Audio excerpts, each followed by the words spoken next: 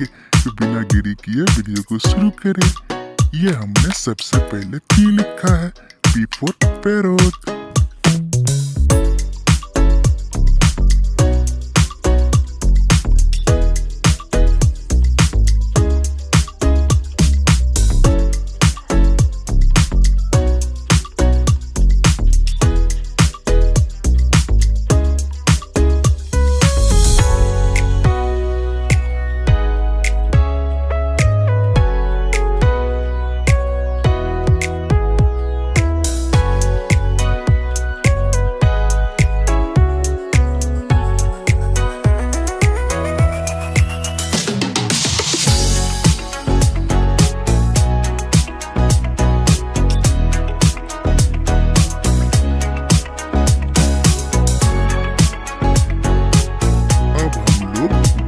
Colour का pen लिए, P for Parrot।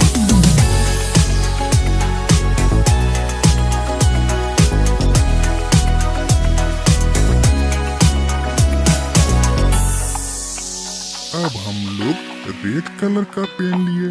Red colour का पेन से पैरोट के चोंच को कलर करें।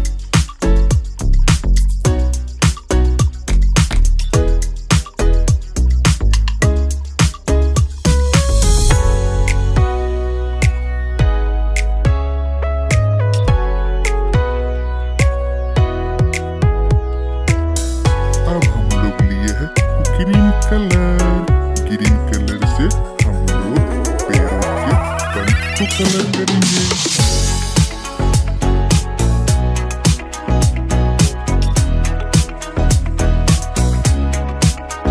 अब हम लोग येलो कलर लिए हैं।